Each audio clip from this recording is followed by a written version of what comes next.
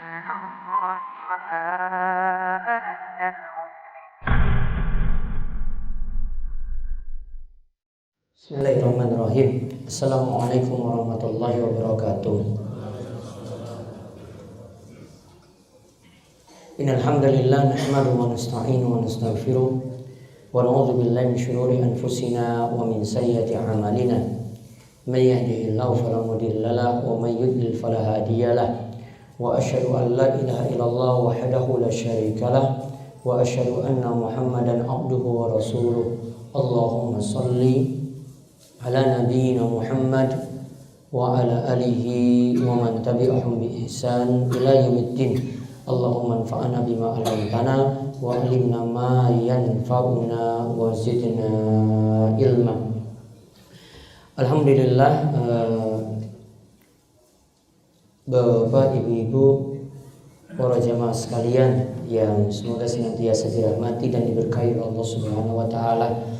Kita bersyukur kepada Allah Subhanahu wa taala atas nikmat dan karunia yang telah Allah anugerahkan kepada kita sekalian di pagi hari yang penuh berkah ini, di mana Nabi SAW itu mendoakan waktu pagi dengan keberkahan. Beliau Sallallahu Alaihi Wasallam mendoakan seperti ini: Allahumma barik li ummati fi bukuriha. Ya Allah, berkahilah umatku di waktu paginya.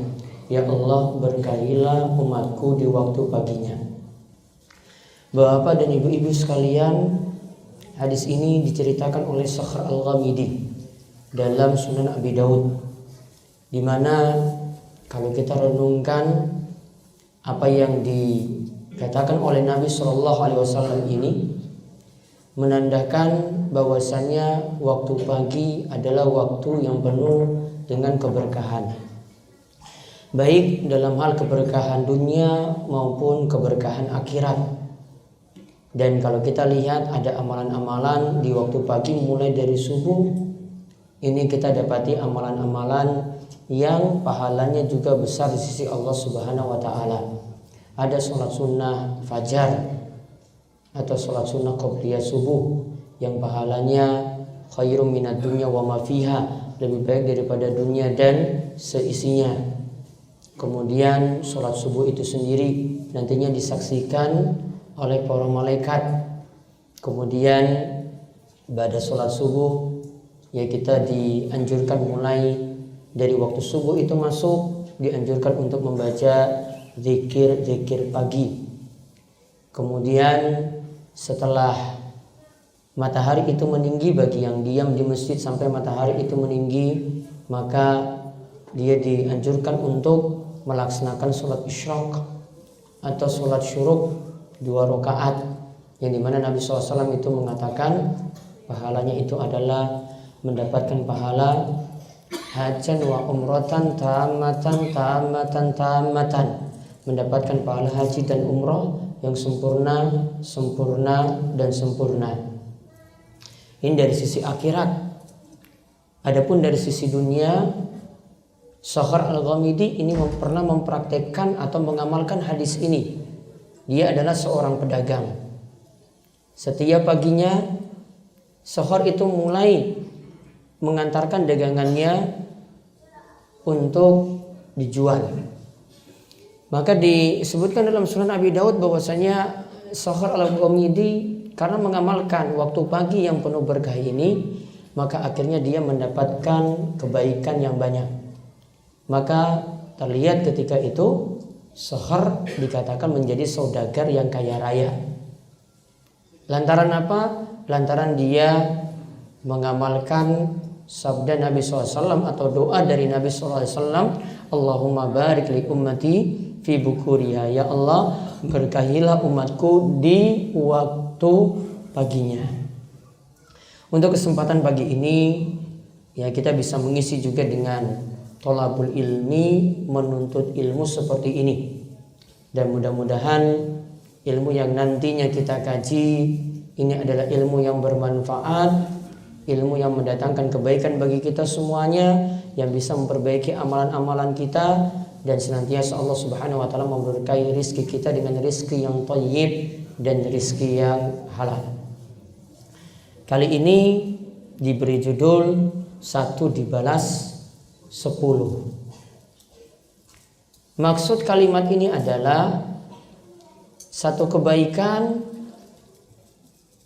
itu tidak dibalas dengan 1, Bapak Ibu sekalian. Namun satu kebaikan itu minimalnya dibalas 10. Ya, satu kebaikan itu minimalnya dibalas 10. Ini sebagai motivasi bagi kita supaya kita terus nambah amal.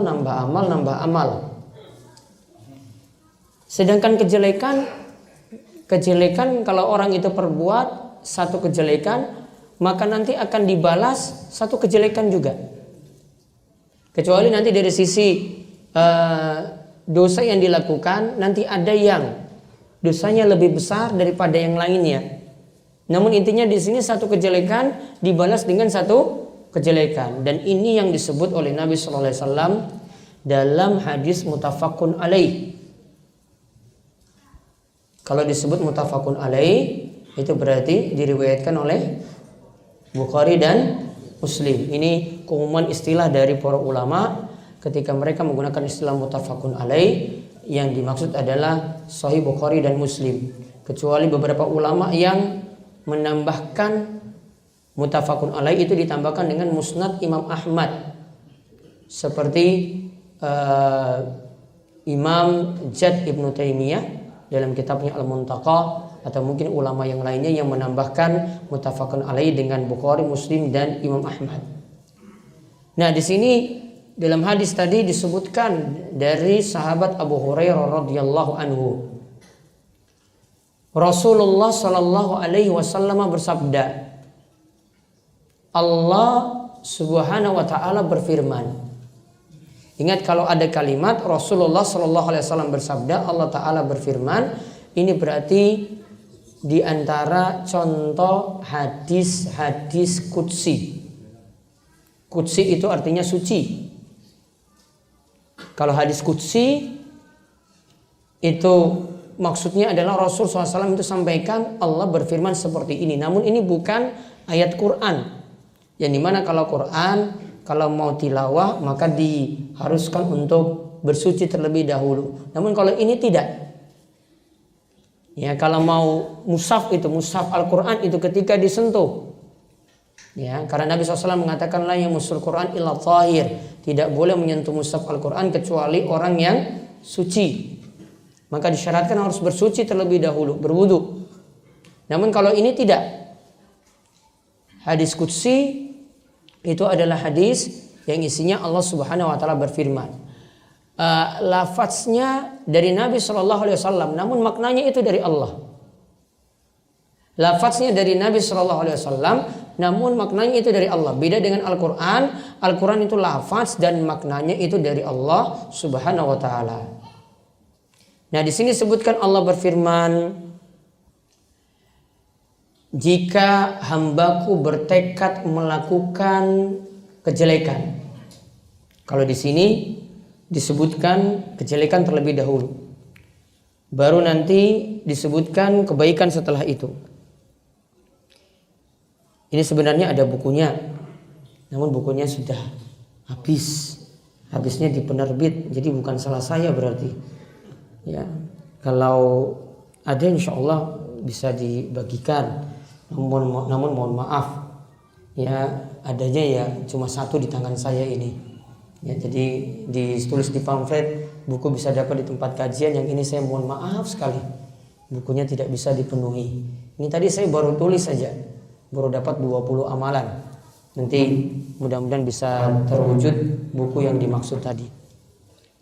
Allah Subhanahu wa taala berfirman, "Idza arada 'abdi ayya'mala sayyi'atan." Jika hambaku itu punya niat melakukan sayyi'atan, melakukan satu kejelekan,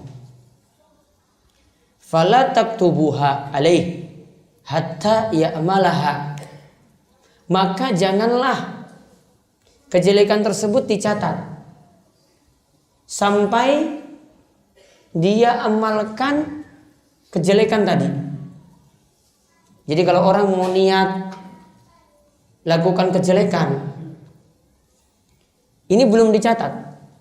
Ini kalau baru niat, ya, baru niat di sini artinya cuma keinginan saja. Ini belum dicatat. Seperti seorang punya angan-angan untuk lakukan zina seperti itu, ini belum dicatat. Sampai dia melakukan kejelekan tersebut. Fa in amilaha faktubuha bimisliha. Allah Subhanahu wa taala berfirman, jika dia melakukan kejelekan tersebut, maka catatlah dengan yang semisal. Berarti satu kejelekan dibalas satu kejelekan. Wa in taraka min ajli faktubuha lau hasanatan. Namun kalau dia tinggalkan kejelekan tersebut, nggak jadi melakukan kejelekan, dia tinggalkan karenaku, karena Allah, takut pada Allah, maka dicatat baginya satu kebaikan. Berarti kejelekan kita rinci jadi 3 di sini yang dimaksudkan dalam hadis qudsi ini. Yang pertama, kalau sudah berniat namun nggak jadi melakukannya, dicatat atau tidak tadi? Tidak dicatat. Kemudian yang kedua, melakukan kejelekan lalu sudah niat kejelekan tadi dilakukan, satu kejelekan dibalas dengan satu kejelekan juga. Yang ketiga, dia meninggalkan kejelekan, gak jadi melakukan kejelekan, namun dia tinggalkan karena Allah Subhanahu wa taala, bukan karena gak mampu. Contoh, perokok berat ingin tobat, ya, perokok berat ingin tobat. Kalau dia, ini 3 hal tadi ya, dia punya keinginan untuk merokok, belum jadi, maka belum dicatat. Namun kalau sudah merokok, dicatat satu kejelekan.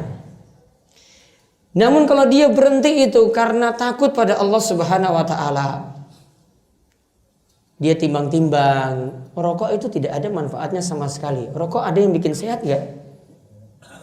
Ada rokok yang bikin sehat? Ya, ditulis dalam bungkus rokok, rokok itu menyehatkan, ada? Mungkin ada satu bungkus rokok yang beda sendiri, ada nggak? Ada? Hah?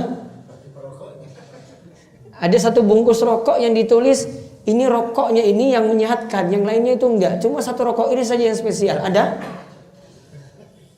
Ada nggak? Nggak pernah ya? Nggak pernah ada.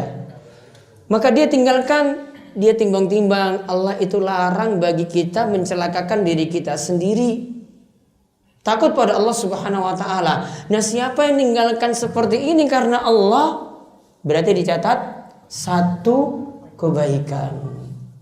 Satu rokok ini loh. Kalau satu bungkus berapa rokok?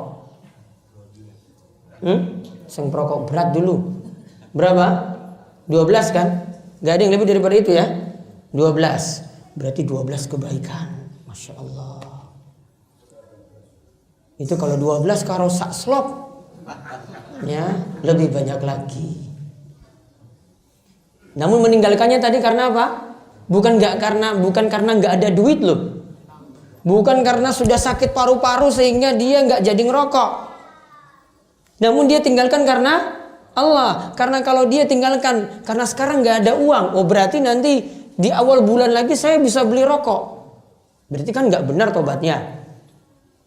Kalau dia tinggalkan karena sudah sakit parah, dilarang rokok, namun kalau sembuh dia mau merokok lagi, oh berarti tinggalkannya karena itu. Namun yang dimaksudkan sini adalah meninggalkannya karena Allah. Ini penting meninggalkan sesuatu itu karena Allah Subhanahu wa taala. Paham ya 3 hal tadi ya dari kejelekan ya. Kalau punya keinginan nggak jadi, nggak dicatat. Yang kedua, kalau punya keinginan dilakukan, dicatat apa? Satu kejelekan. Kemudian yang ketiga, kalau meninggalkan kejelekan tadi, karena apa tadi? karena Allah, maka dicatat satu kebaikan. Kemudian dilanjutkan lagi dalam hadis qudsi ini, wa idza arada ayyamala hasanatan falam ya'malha faktubuha lahu hasanatan.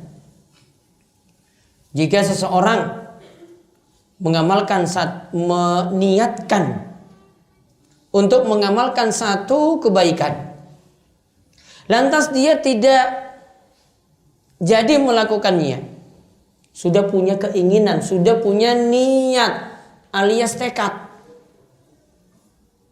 sudah punya keinginan atau tekad, lantas ketika itu dia tidak jadi melakukannya, maka faktubuha lahu hasanah, niat tadi sudah dicatat satu kebaikan.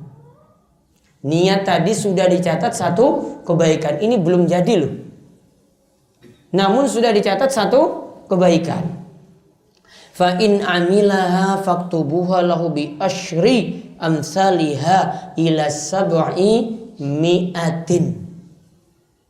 Dalam riwayat yang lain dikatakan ila adhafin katsirah, yaitu kata Nabi SAW, jika dia melakukan kejelekan tersebut, jika dia melakukan kebaikan tersebut, maka dia akan dicatat mendapatkan 10 kebaikan yang semisal, 1 dibalas 10. Dan ini akan dilipat gandakan, bisa sampai 700 kali lipat. Dan dalam riwayat yang lain tadi kami sebut, bisa dilipat gandakan lebih banyak daripada 700.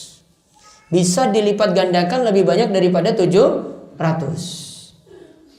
Maka kalau kita lihat di sini dalam hadis ini, untuk kebaikan kalau sudah niat, namun niat di sini bukan hanya terschedule, namun niat ini sudah jadi tekad kita ingin melakukannya, ingin ngaji.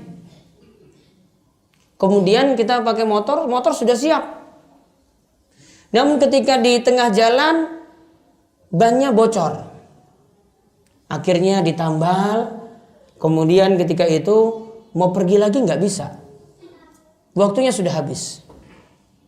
Maka ketika itu niatan seperti ini sudah dicatat berapa?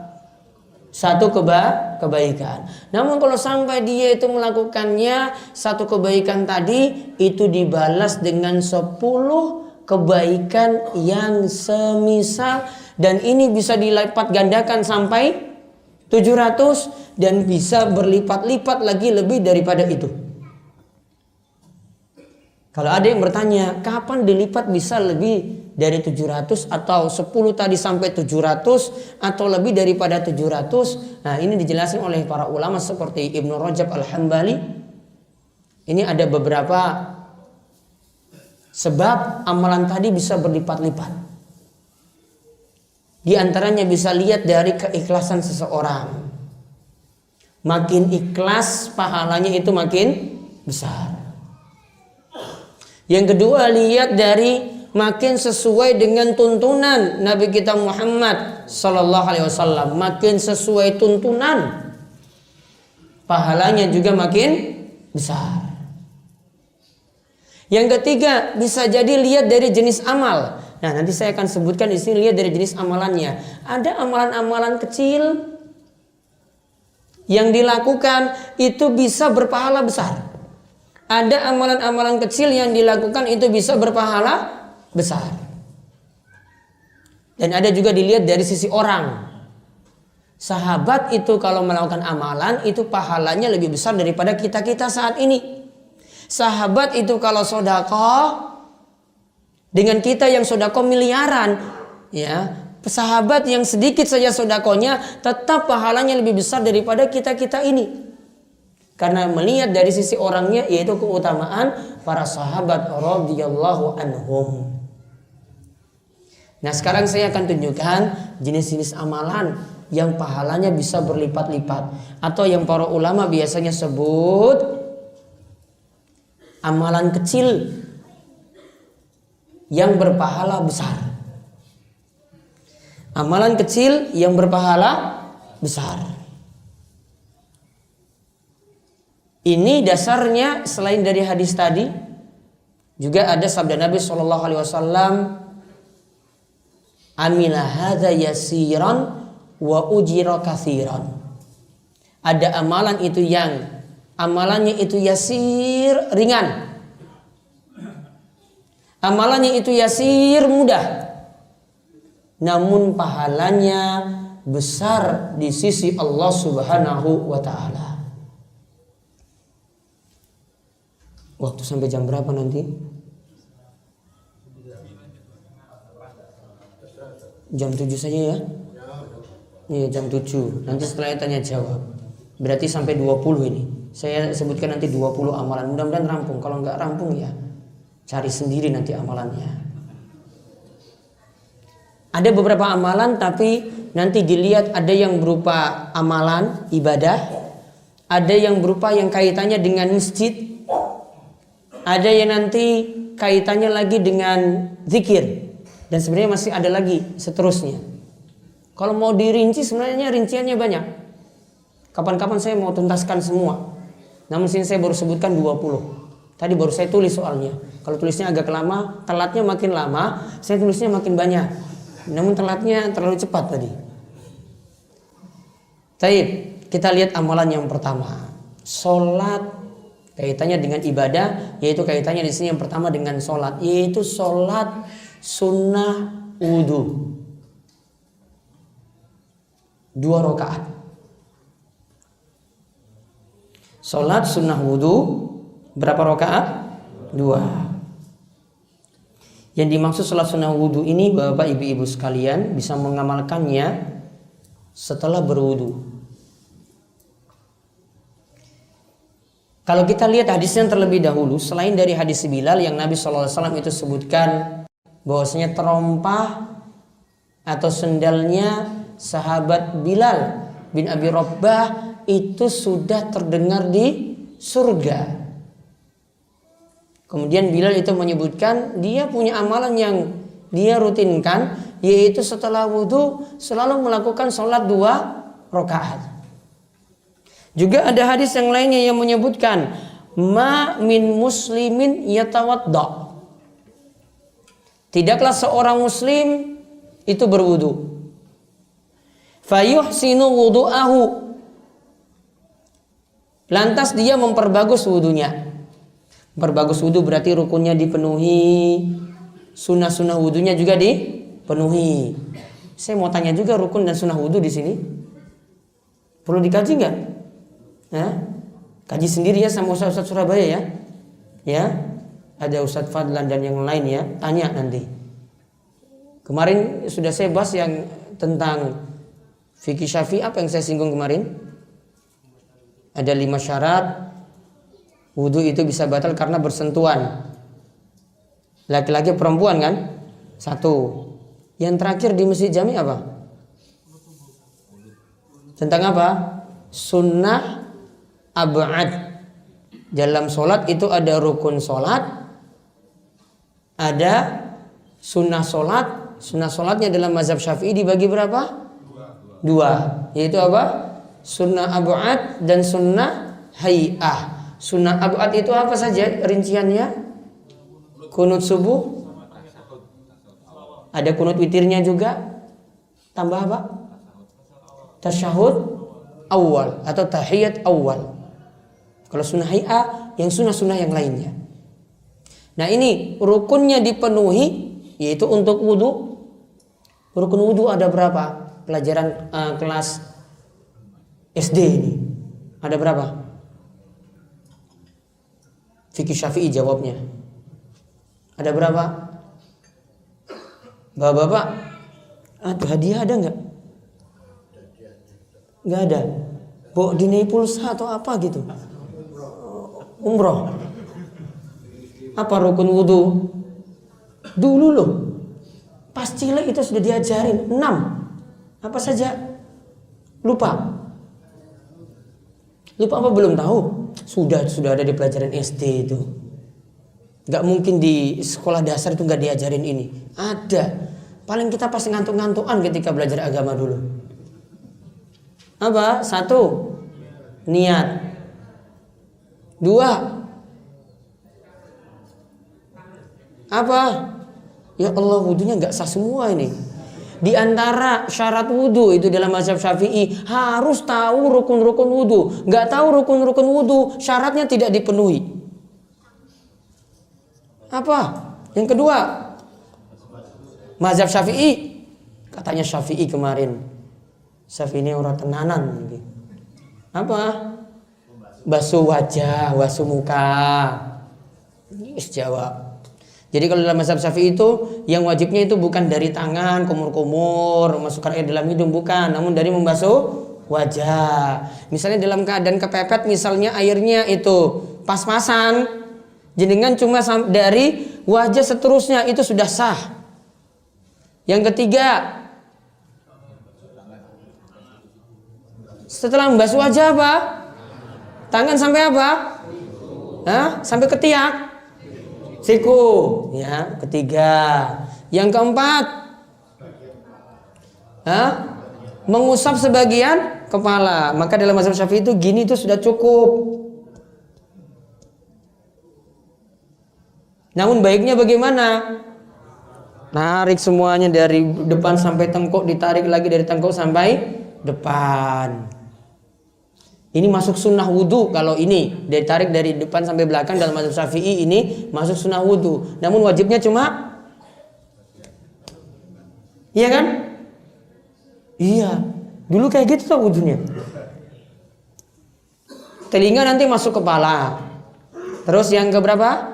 5. Mencuci kaki sampai mata kaki. Setelah itu apa? Yang ke-6?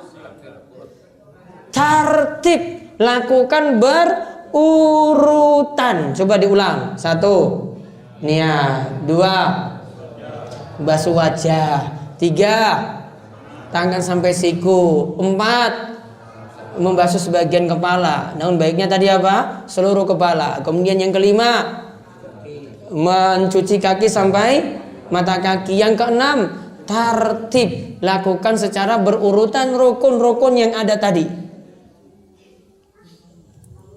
Gampang kita itu ingat jadinya. Sunnahnya yang mana? Pokoknya selain yang 6. Sunnah wudhu yang mana? Pokoknya selain yang 6. Semuanya masuk sunnah. Gampang tuh fikih Syafi'i. Pulang bisa nyebut nggak ini ngajarkan pada anaknya, bapak-bapak? Bisa nggak? Bisa. Sudah berarti satu pelajaran sudah selesai itu.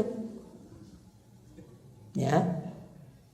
Ini sunnahnya, maaf, wudhunya tadi dikatakan dilakukan. Fayusinu wudu'ahu. Lalu wudunya itu diperbagus. Rukunnya dipenuhi, sunnah-sunnahnya dipenuhi. Summa yakum. Kemudian dia berdiri. Fayusolli rok'atain. Lalu dia melakukan sholat 2 rakaat. Muqbilun alaihima biqalbihi wa wajihi. Dia menghadap dengan hatinya dan dia menghadap dengan wajahnya. Illa wajabat lahul jannah, melainkan sudah ada jaminan baginya surga. Apa yang dilakukan di sini? Wudu dulu, kemudian lakukan sholat sunnah wudu. Berapa rakaat? 2 rakaat. Namun coba lihat Bapak Ibu, di sini tidak disebut sholat sunnah wudu, namun cuma disebut pokoknya lakukan sholli fayusolli rok'atain. Cuma disebut lakukan sholat 2 rakaat. Berarti jenengan kalau masuk masjid langsung tadi habis wudhu, langsung niatannya tahiyatul masjid, sholat sunnah wudhunya sudah masuk di sini.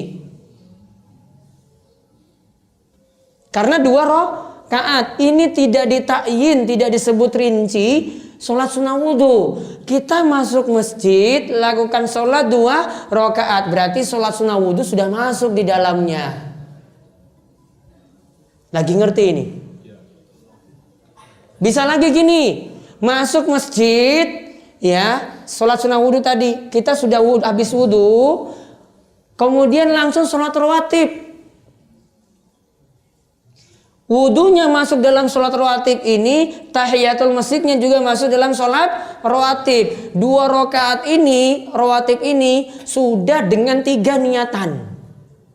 Apa niatannya? Sholat sunnah wudhu, terus tahiyatul masjid, terus rawatib. Ini cuma diketahui oleh orang-orang ngaji loh. Kalau nggak ngaji nggak pernah tahu. Ribet banget loh kalau nggak ngaji itu. Wah, sholatnya gimana ini?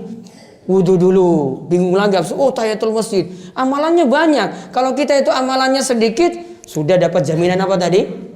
Dapat jaminan apa tadi? Surga. Kalau nggak ngaji nggak paham ini. Pentingnya ngaji. Tholabul ilmi terus. Bisa Pak? Paham. Jadi rawatibnya tadi sudah rangkap 3 niat. Terus niatnya pripun? Niatnya bagaimana? Kalau jenengan pakai usolli fardhu, sulit usolli apa tadi? Kalau niat sampai lali ya? Hah? Gimana? Oleh sunatan kan? Sekarang saya tanya, gimana buat kalimatnya gabung 3 sholat tadi? Orang ngerti bahasa Arab loh. Hah? Gimana coba? Nganggo wa berarti. Kalau orang ngerti wa iki artinya apa? Gimana coba buatnya? Sulit kan? Sulit. Makanya nggak usah lafazkan niat. Cukup niat itu dalam batin. Iso sholat ringkas 2 rakaat sudah rangkap 3 nih niat. Simple. Nggak mikir-mikir. Wah, tadi Ustadz sudah ngajarkan ini. Terus niatnya gimana ya? Lupa saya tanya niatnya. Ya sengaja saya nggak beritahu niatnya karena niat cukup dalam batin. Itu diantara alasan kenapa nggak perlu melafazkan niat. Yang pertama nggak ada tuntunan. Yang kedua buat ribet sulit. Sulitnya kenapa? Itu tadi saya sudah ajarkan tadi 3 niat coba digabungkan. Kalau nggak ngerti bahasa Arab sudah bingung loh untuk sholat. Belum saya kasih rangkap lagi nanti 5 nanti juga bisa. Ini baru 3. Lebih lama kan? Lebih lama sholatnya nantinya. Nah itu tadi sholat sunnah wudhu 2 rakaat. Amalan yang kedua. Saya sebenarnya malas ngulang orang-orang Surabaya ya. Sudah pinter-pinter. Tadi itu cara ngajar wong desa nih kayak gini. Ya. Ini sudah pinter-pinter semuanya, Masya Allah, ada Ustadz Rizky dan yang lainnya. Untuk apa saya datang ke Surabaya lagi? Lanjut lagi nggak ini? Tadi sudah ilmu, sudah cukup kayaknya, sudah pinter-pinter nih. Lanjut, Mbah, lanjut mboten Mbah? Lanjut. Taib, yang kedua. Amalan yang ringan lagi nggih, namun pahalanya besar. Baca doa setelah wudhu.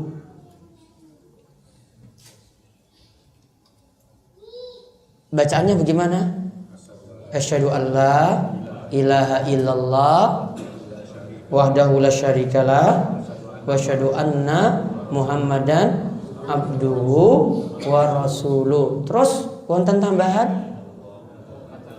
Allahumma ja'alni minat tawabin waj'alni minal mutatahhirin. Ada lagi tambahan? Waj'alni min ibadika sholihin. Niku dihapus. Waj'alni min ibadika sholihin enggak ada dalam riwayat. Cukup sampai apa? Waj'alni minal mutatahhirin titik. Ada lagi tambahan. Subhanakallahumma wa bihamdika asyhadu an la ilaha illa anta wahdaka la syarikalah astaghfiruka wa atubu ilaik. Mirip doa apa ini? Doa kafaratul majelis, berarti wis rampung.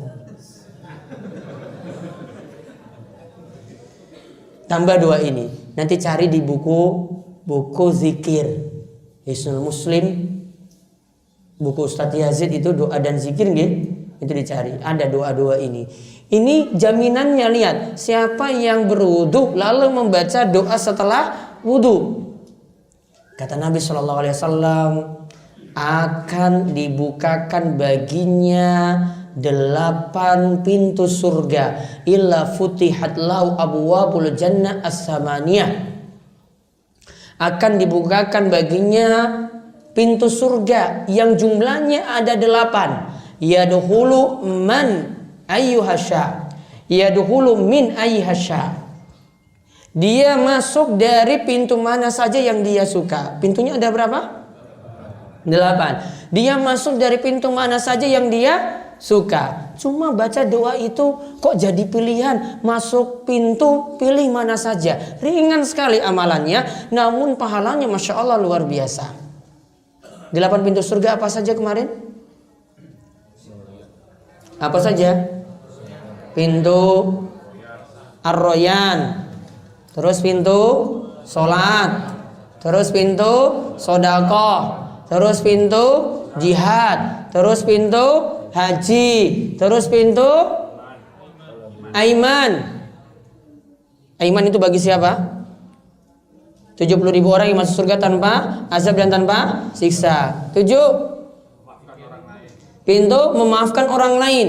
Al-kaziminal ghaidha wal afina 'anin nas. 8. Pintu zikir atau thalabul ilmi. Ingat yang kemarin. Saya nggak ngulang lagi. Sudah diajarkan nggih? Tanya yang sudah nyatat. Dia pilih pintu surga mana saja yang dia mau. Lanjut, amalan ketiga. 2 rakaat qobliyah subuh. 2 rakaat qobliyah subuh. Bapak-bapak, ibu-ibu, istilahnya bisa kita sebut sholat sunnah fajar, bisa kita sebut sholat sunnah qobliyah subuh. Itu istilah yang sama.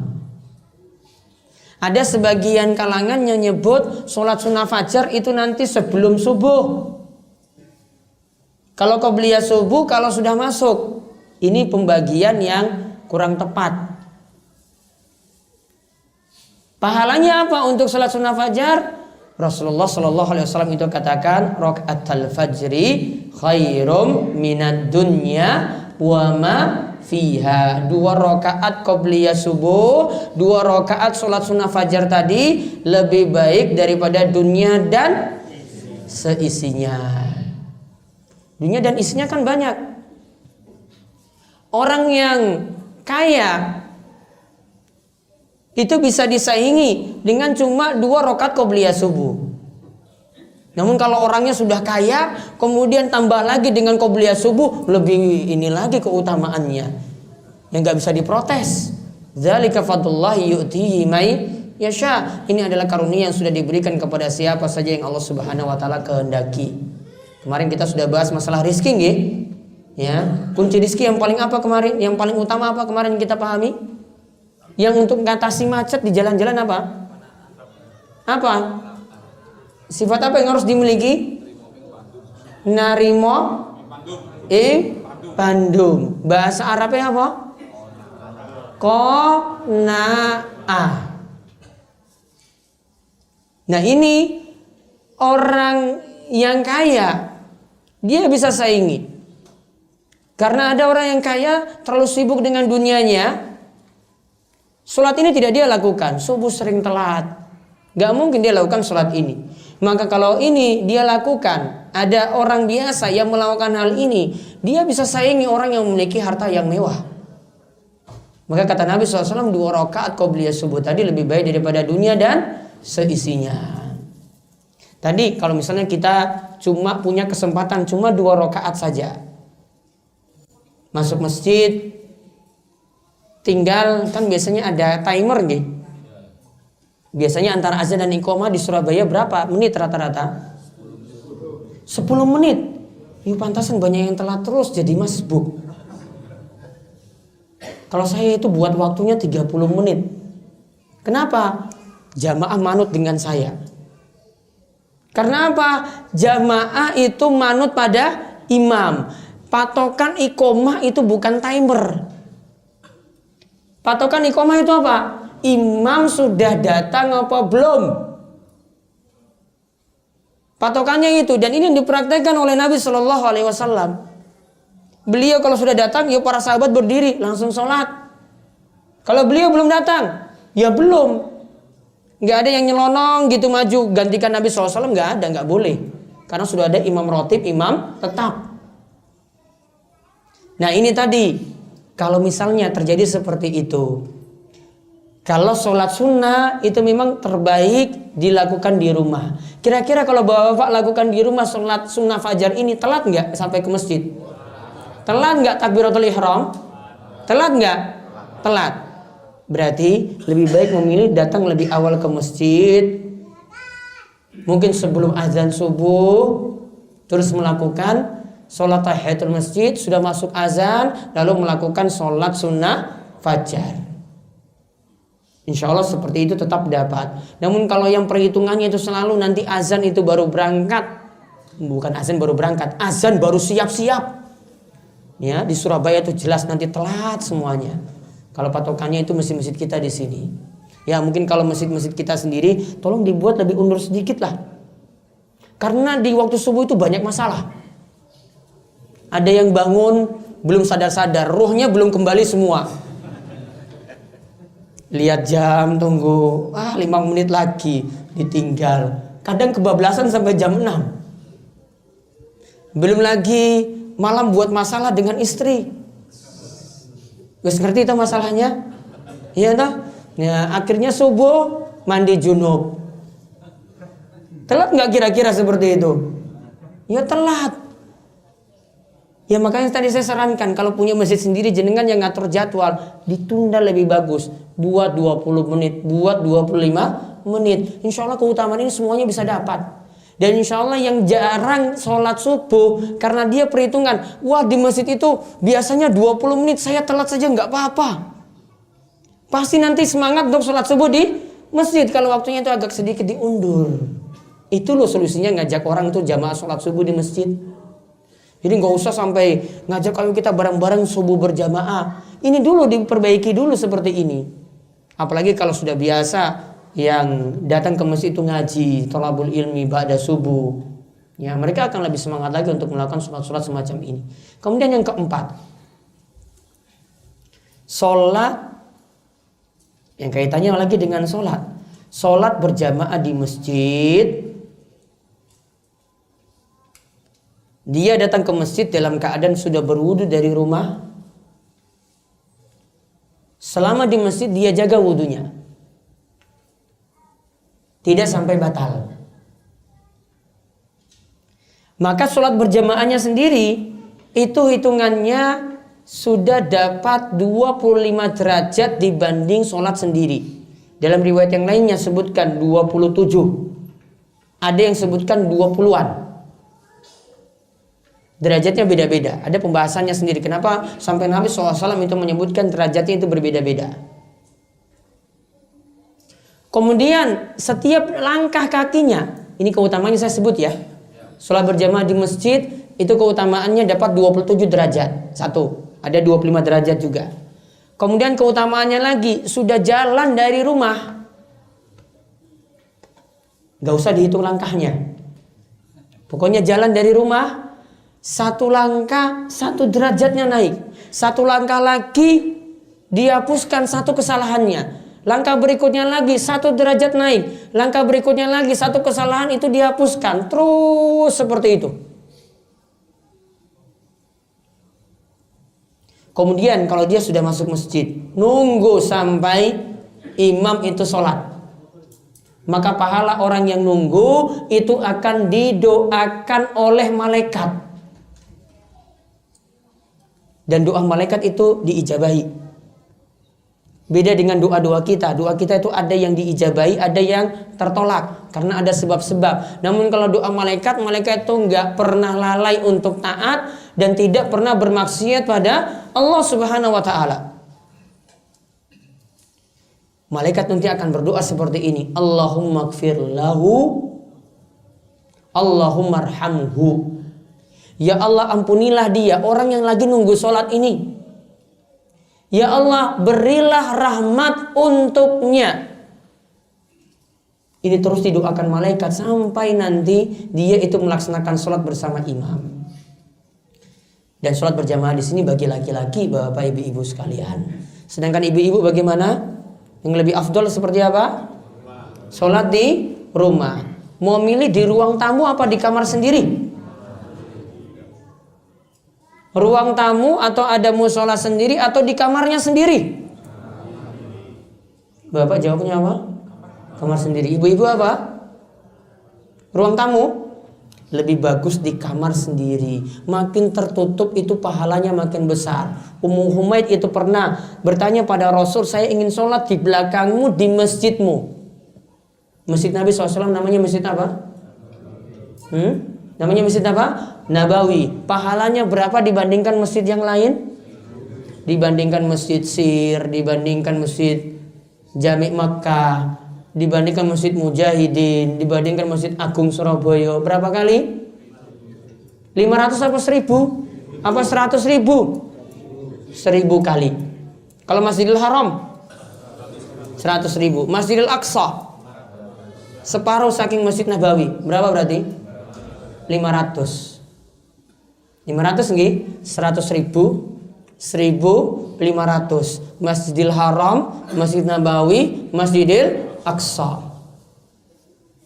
Ummu Humaid pengen sholat di Masjid Nabawi di belakang Nabi Sallallahu Alaihi Wasallam. Namun Nabi SAW katakan, kamu sholat di kamarmu lebih baik daripada engkau sholat di masjid kampungmu. Engkau sholat di situ lebih baik lagi daripada engkau sholat di masjidku ini. Menandakan bahwasanya sholat bagi perempuan lebih utama itu di rumahnya. Jadi tambahkan lagi berarti amalan yang keberapa tadi? Keempat, kalau ibu-ibu sholatnya itu di rumah dan pahalanya lebih besar dibandingkan sholat di masjid. Kalau di masjid dapat 27 derajat, berarti ibu-ibu sholat di rumah lebih daripada 27 derajat. Terus yang kelima, sholat isya berjamaah pahalanya dapat seperti sholat separuh malam. Ditambah dengan sholat subuh secara berjamaah, pahalanya seperti sholat semalam penuh. Saya ulang, sholat isya berjamaah pahalanya seperti sholat separuh malam. Ditambah dengan sholat subuh berjamaah, pahalanya jadi sholatnya semalam penuh. Kata Nabi SAW, man sholal isya'a fi jama'atin faka'annama qoma nisfal lail. Siapa yang sholat isya berjamaah, maka seperti dia sholat separuh malam. Wa man sholal subuha fi jama'atin faka'annama sholal laila kullahu. Dan siapa yang sholat subuh berjamaah, maka dia seperti melaksanakan sholat semalam penuh.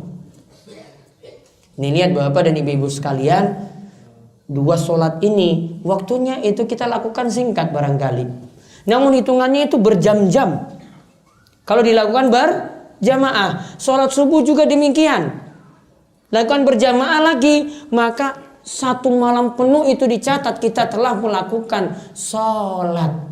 Sholatnya dicatat sholat semalam suntuk.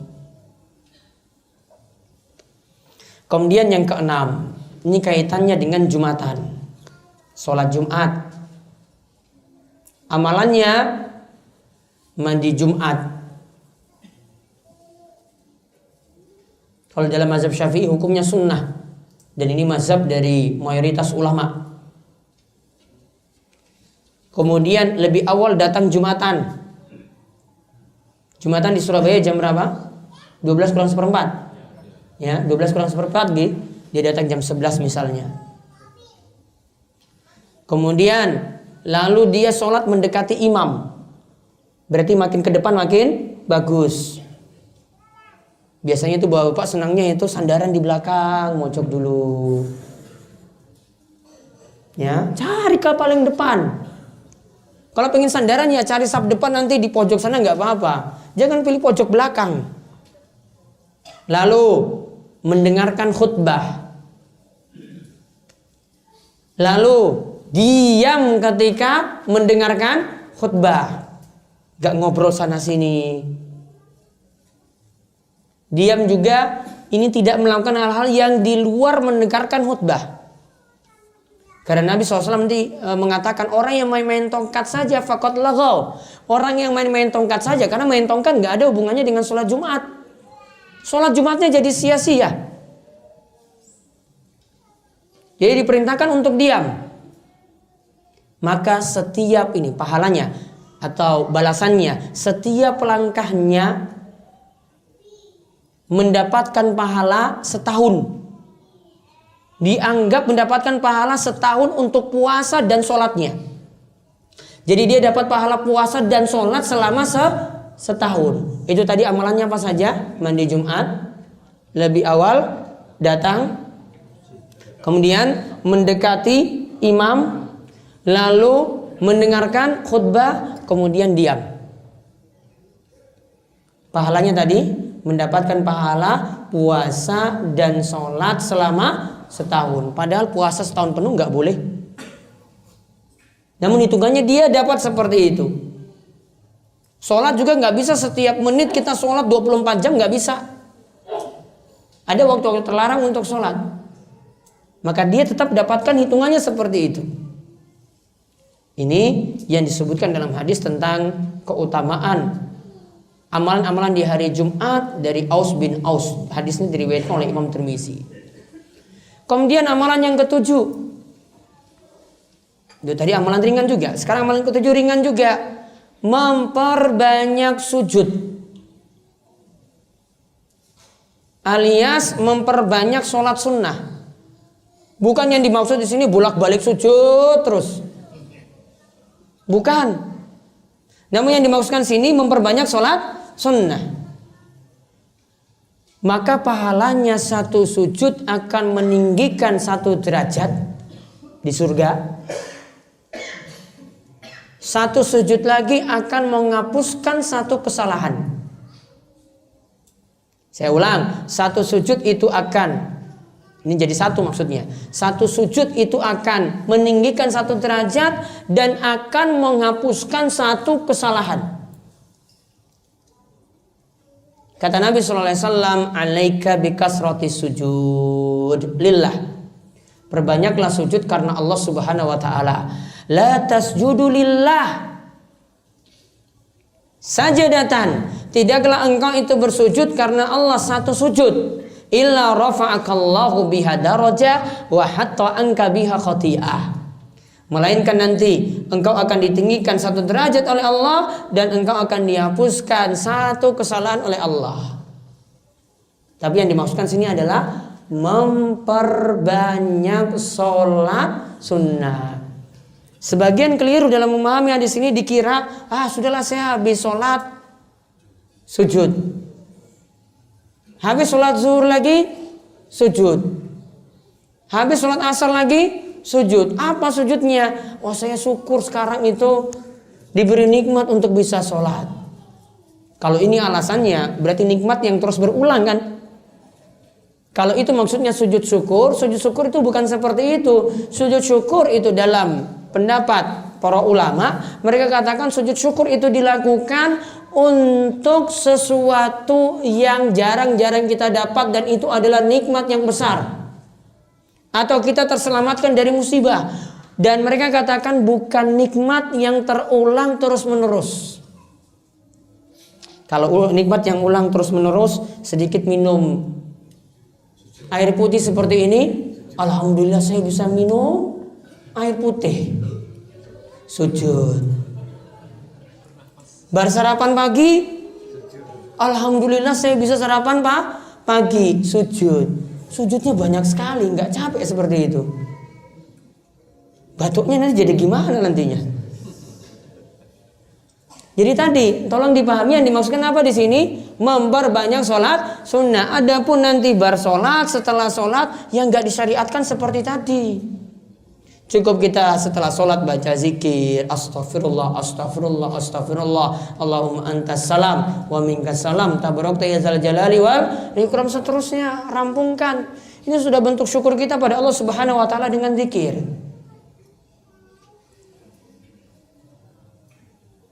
Yang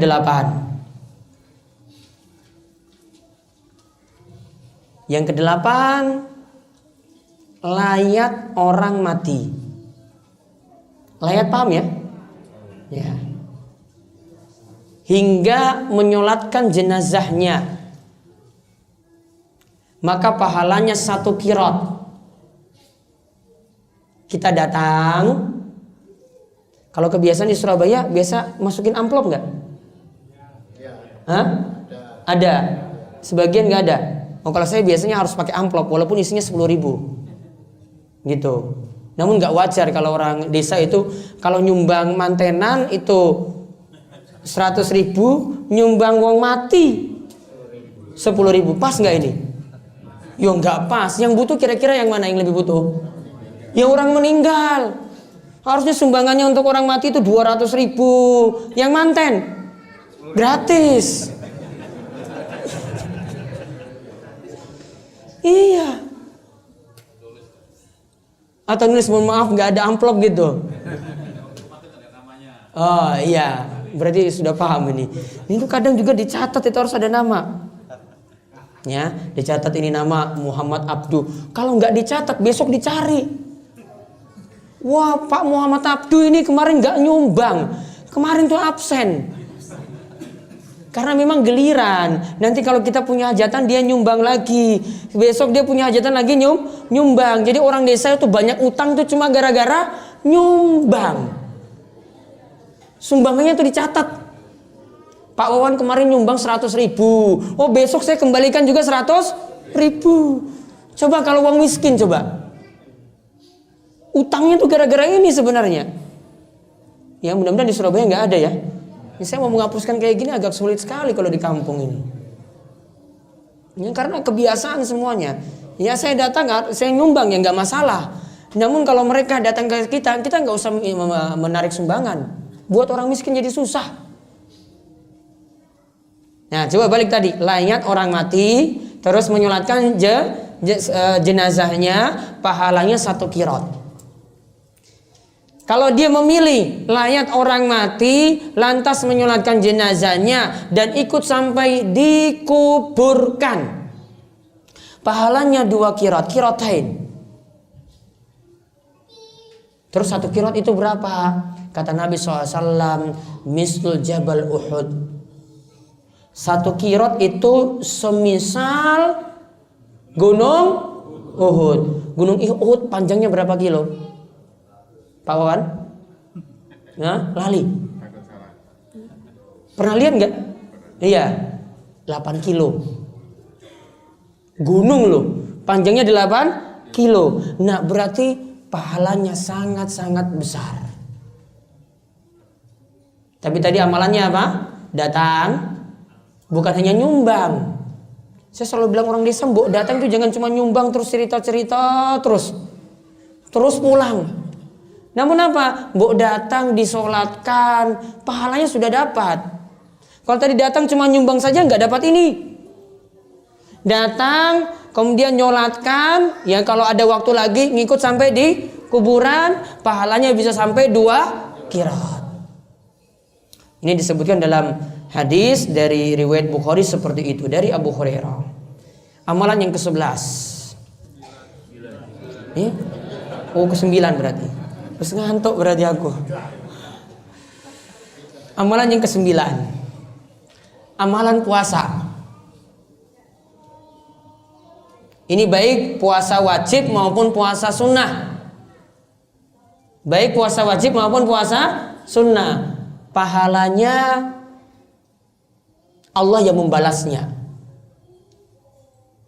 Dan itu sampai pahala yang tak terhingga. Karena Nabi SAW mengatakan setiap amalan manusia dilipat gandakan. Al-hasanatu asyru amsalihha. 1 kebaikan dibalas dengan 10 kebaikan yang semisal. Ila sab'i mi'ati dhi'fin. Sampai berlipat-lipat hingga 700.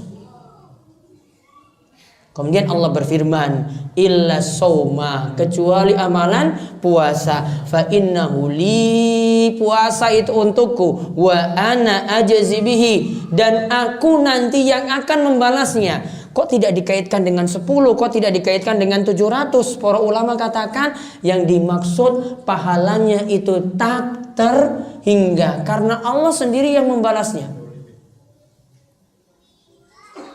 Maka rajin puasa sunnah. Karena puasa wajib terbatas cuma di bulan Ramadan.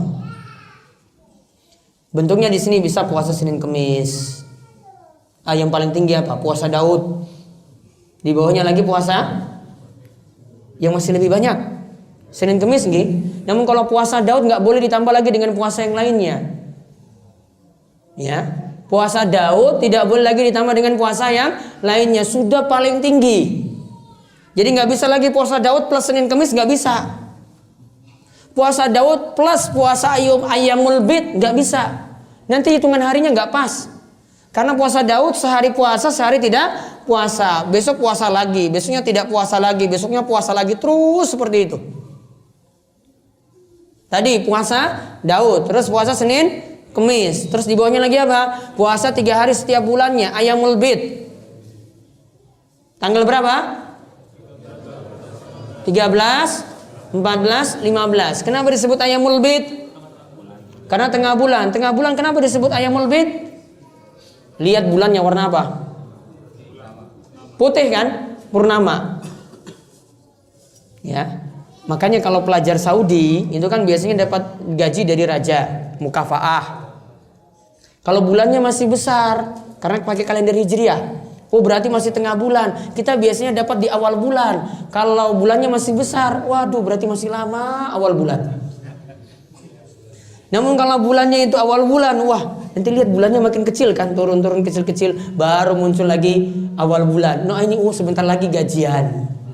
Gitu loh kalau mau lihat gaji. Kalau ini kan kurang ini ya, nggak ada hitungan kayak gitu ya.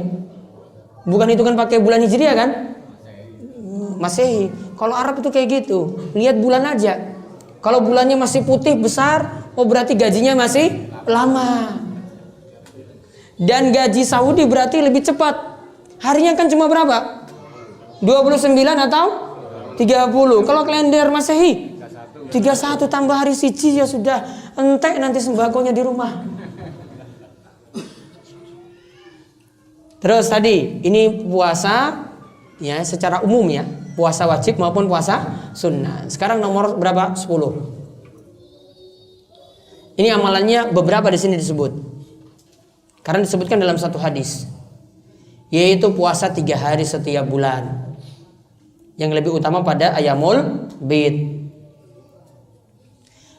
Ditambah puasa Ramadan dan Ramadan berikut.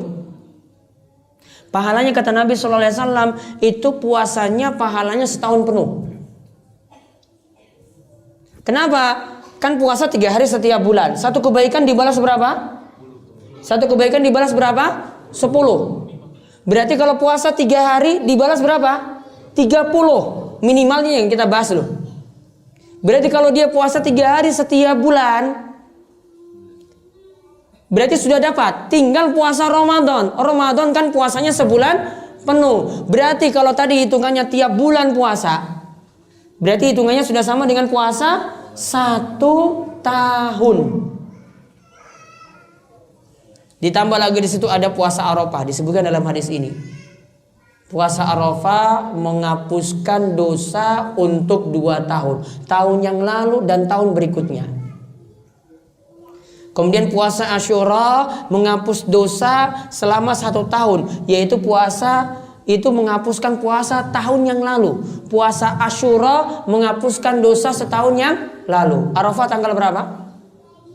9 Zulhijjah. Asyura 10 Muharram. Berarti kalau puasa Asyura 10 Muharram baiknya tambah lagi dengan puasa tanggal 9-nya. Karena Nabi SAW itu punya niatan untuk melakukan puasa pada tanggal 9 Muharram. Namun gak kesampaian karena sudah keburu meninggal dunia. Namun beliau ketika dikatakan orang Yahudi itu puasa tanggal 10. Kemudian Rasul ingin menyelisihinya. Namun ketika ingin menyelisihinya tanggal 9 ingin puasa lagi, 9 plus 10, malah beliau sudah dipanggil oleh Allah Subhanahu wa taala. Jadi amalan ke-10 itu ada puasa 3 hari setiap bulannya. Ada puasa Arafah, ada puasa Asyura. Ini disebutkan dalam satu hadis seperti itu. Bapak ibu-ibu, kalau kita tidak bisa melakukan puasa Ayyamul Bid 13, 14, 15. Contoh misalnya di bulan Zulhijjah. Di bulan Zulhijjah tanggal 10 nggak boleh puasa kan? tanggal 11, 12, 13 hari tasyrik. Boleh puasa atau tidak? Tidak boleh. Berarti 13 tidak bisa kita lakukan. Maka melakukannya bagaimana? Jenengan nanti memilih 14, 15, tinggal satu harinya lagi kan? Tinggal milih hari yang lain. Bisa 14, 15, 16. Karena kalau tidak bisa melakukan puasa Ayyamul Bid 13, 14, 15, maka pilih hari yang lainnya. Yang penting 1 bulan ada 3 hari puasa. Yang penting 1 bulan itu ada 3 hari puasa seperti tadi. Kemudian yang ke-11, berpuasa ketika fi sabilillah. Dan Imam Ibnul Jauzi itu mengatakan kalau disebut fi sabilillah secara mutlak, maka yang dimaksudkan adalah ketika berjihad. Berarti berpuasa ketika berjihad. Pahalanya kalau orang itu berpuasa ketika berjihad, kata Nabi SAW, man soma yauman fi sabilillah ba'addallahu wajhahu anin nari sab'ina kharifa. Siapa yang berpuasa 1 hari ketika dia itu berjihad, maka Allah akan menjauhkan wajahnya dari neraka selama 70 kharifah. Kharifah yang dimaksudkan aman, selama 70 tahun. Ini berpuasa ketika seorang itu berjihad. Kemudian yang ke-12, ini masih kaitannya lagi dengan puasa. Memberi makan orang yang berpuasa akan mendapatkan pahala dari orang yang berpuasa tadi tanpa mengurangi pahala mereka yang berpuasa sedikit pun juga. Jadi kalau ada 100 orang yang diberi, berarti akan mendapatkan pahala 100 orang yang puasa tanpa mengurangi pahala 100 orang ini sedikit pun juga. Kata Nabi SAW, man fattara sha'iman, siapa yang memberi makan pada orang yang berpuasa, kana lahu mislu ajrihi, maka dia akan mendapatkan pahala dari orang yang berpuasa tadi, ghaira annahu la yanqusu min ajri shaim syai'a, tanpa mengurangi pahala orang yang berpuasa tadi sedikit pun juga. Ini yang disebutkan dalam hadis tadi. Makanannya terserah, makin baik makin bagus. Yang diberi yang berpuasa ini makin miskin makin bagus. Yang diberi orang yang punya manfaat yang besar seperti para tholabul ilmi, penuntut ilmu di pesantren-pesantren, pahalanya makin besar. Jadi memberi pada orang yang lebih butuh, ini pahalanya makin besar. Kemudian yang berikutnya singkat-singkat, ini sudah 7/8. Ya. Ya toh? Singkat-singkat aja. Saya sebutkan poinnya. Yang ke-12, ke-13, umroh. Yang satu ke umroh lainnya, itu akan menghapuskan dosa di antara keduanya. Ini jadi dalil boleh umroh setiap tahun. Tahun ini umroh, tahun depan umroh, maka akan dihapuskan dosa di antara 2 umroh tadi. Dan disebutkan dalam hadis ini juga, dan hajjun mabrurun, dan haji mabrur pahalanya itu adalah surga. Dan haji mabrur, ya, wal hajjul mabruru laisa lahul jazaun illal jannah. Dan haji mabrur tidak ada balasannya kecuali surga. Berarti ini pahala dari haji mabrur. Namun ya dua-duanya butuh biaya. Kalau umroh biayanya berapa? Relatif. Ya yang penting selamat. Ya, jadi kalau murah pingin selamat ya perlu ditimbang-timbang lah. Ya, pingin murah cuma 10 juta. Ya nanti tinggal lihat aja di sana bagaimana nasibnya. Ya. Haji tunggunya berapa tahun haji? 30 tahun? 25 tahun. Ya berarti saya umur 40 tahun harus sudah daftar. Itu pun kalau bisa nyampe usianya. Kemudian yang ke-14, membangun masjid ikhlas karena Allah. maka pahalanya akan dibangunkan baginya rumah di surga. Lagi yang ke-15, nyatatnya dipercepat. Ke-15, datang ke masjid, niatannya tolabul ilmi, niatannya menuntut ilmu atau mengajarkan ilmu, maka pahalanya kana lahu ka ajri hajin taman hajatuhu, maka dia akan mendapatkan pahala haji yang sempurna hajinya. Maka dia akan mendapatkan pahala haji yang sempurna hajinya. Amalannya apa tadi? Datang ke masjid. Niatannya apa? Thalabul ilmi atau mengajarkan ilmu. Walaupun yang dia itu belajar cuma belajar Iqra. Walaupun yang dia ajarkan cuma ngajar Quran. Walaupun yang dia ajarkan cuma ngajarkan satu hadis, maka pahalanya tadi apa? Mendapatkan pahala haji yang sempurna hajinya. Kemudian yang ke-16, amalannya ringan, pahalanya besar. Sholat di Masjid Nabawi. Oh, tapi biayanya mahal. Jadi ya saya sebut, sholat di Masjid Nabawi pahalanya 1000 kali dibanding masjid lainnya. Tambah tadi sholat di Masjidil Haram pahalanya 100.000 kali dibanding masjid lainnya. Tambah lagi sholat di Masjidil Aqsa 500 kali dibanding dengan masjid yang lainnya. Terus ke-17, sholat di Masjid Quba di kota Madinah, bukan di Surabaya yang ada namanya Masjid Quba. Namun disyaratkan dari rumah, ya kalau kita umroh berarti dari hotel. Dari hotel itu sudah berwudu, berangkat ke Masjid Quba, lalu lakukan sholat. Maka pahalanya mendapatkan pahala seperti pahala umroh. Maka pahalanya mendapatkan seperti pahala umroh. Maka lebih bagus jenengan kalau ke Mekah Madinah itu lakukan umroh itu cuma 1 kali. Ingin memperbanyak umroh, ya lakukan sholat di Masjid Quba dengan terlebih dahulu berwudu dari rumah. Atau kalau sudah di Masjidil Haram tinggal memperbanyak tawaf. Karena para ulama sini bersih pendapat, namun yang paling bagus 1 kali safar cuma sekali umroh. Ada yang pergi ke Ji'rona, kemudian nanti ambil mikot dari situ, kemudian ganti bajunya, kemudian umroh lagi. Coba kalau kepalanya sudah botak habis, mau dicukur apa lagi bapak-bapak? Hah? Kalau sudah botak habis mau dicukur apanya lagi? Jenggot nggak boleh dicukur.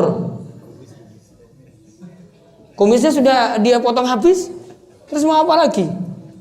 Kan nggak bisa. Makanya saya sarankan tadi sekali umroh itu 1 kali safar cuma sekali umroh saja. Kemudian yang keberapa? 18, membaca di pagi hari, yaitu zikir pagi. Subhanallahi wa bihamdi adada khalqi wa ridha nafsi wa zinata arsyih wa midada kalimati. Ada seorang wanita, ini baca tadi 3 kali ya. Ya, baca 3 kali. Ada seorang wanita namanya Juwairiyah. Pagi-pagi Nabi SAW melihat dia baca zikir lama. Nabi SAW balik lihat dia masih zikir lagi. Rasulullah ternyata cuma baca zikir ini, Subhanallahi wa bihamdi adada khalqi wa ridha nafsi wa zinata arsy wa midada kalimati. Terus Nabi SAW ngomong pada Juwairiyah, kamu tadi lama, saya cuma zikirnya singkat saja, sudah bisa mengalahkan kamu. Kamu tadi zikirnya lama, saya cuma baca ini saja. Karena kalimatnya itu artinya sebanyak khalqi ciptaanmu ya Allah. Jadi baca subhanallah itu sebanyak ciptaanmu. Berarti ciptaan Allah itu banyak. maka baca subhanallah sudah mengalahkan apa yang tadi kamu baca. Belum lagi kalimat selanjutnya. Maka rutinkan ini. Ini bagian dari zikir pagi. Kemudian yang ke-19, baca bar solat setelah solat, amalan yang ringan. Ini ada sebagiannya seperti ini ya. Subhanallah 10 kali, Alhamdulillah 10 kali, Allahu Akbar 10 kali. Biasanya kita baca berapa kali? 33. Namun kalau misalnya lagi sibuk, wah saya sudah ditunggu teman ini, ya sempat-sempatin baca ini. Subhanallah 10 kali, Alhamdulillah 10 kali, Allahu Akbar 10 kali. Maka lihat pahala yang Nabi SAW sebutkan. Maka ketika itu Nabi SAW pahalanya khamsuna wa mi'atun bilisan. Di lisan ini dihitung sudah baca 150. Kemudian wa alfu wa khamsu mi'a fil mizan. Zikir tadi kalau dihitung juga dalam timbangan nanti di akhirat itu sudah sama dengan 1.500 kebaikan. Jadi di lisan itu dihitung 150, di timbangan itu dihitung 1.500. Padahal cuma membaca apa tadi? Subhanallah 10 kali bar salat, Alhamdulillah 10 kali, Allahu Akbar 10 kali. Dan ini jadi dalil boleh setelah salat subhanallah cuma 10, Alhamdulillah cuma 10, Allahu Akbar cuma 10. Kemudian yang ke-20 terakhir, membaca satu hari ini bisa nyicil berarti. La ilaha illallah wahdahu la syarikalah lahul mulku wa lahul hamdu wa huwa ala kulli syai'in qadir. Satu hari 100 kali. Pahalanya kata Nabi sallallahu alaihi wasallam, kanat lahu adla asyri riqabin. Itu seperti membebaskan 10 orang budak. Wa kutibat lahu mi'ata hasanah, dan dicatat 100 kebaikan. Wa muhiyat anhu mi'a sayyi'ah, dan dihapuskan baginya 100 kejelekan. Wa kanat lahu hirzan minasyaitan, dan dia akan terlindungi dari setan yaumahu dzalika, pada hari tersebut, hatta yumsi, sampai nanti sore hari. Walam ya'ti ahadun bi afdhala mimma jaa illa rajulun amil aktsara minhu, dan tidak ada yang lebih afdol dari dirinya kecuali kalau ada yang baca amalan tadi lebih daripada dirinya. Kebaikannya apa tadi? Membebaskan 10 orang budak, mendapatkan dicatat 100 kebaikan, dicatat lagi dihapuskan 100 kejelekan, dan dia terlindungi dari setan dari pagi ini sampai sore. Wallahu a'lam bishawab. Selesai 20 amalan ringan namun berat di timbangan. Wallahu a'lam bishawab. Ini saja yang bisa kami sampaikan untuk kajian pagi hari ini. Mungkin bawa berkah bagi kita semuanya. Amalan-amalan yang ringan tadi mudah-mudahan bisa kita amalkan, dan kita senantiasa istiqomah dalam menuntut ilmu, mengkaji ilmu. Allah memberikan kita taufik dan hidayah untuk beramal soleh, dan kita senantiasa diberikan keistiqomahan. Subhanakallahumma bihamdika asyhadu an la ilaha illa anta astaghfiruka wa atubu ilaik. Assalamualaikum warahmatullahi wabarakatuh.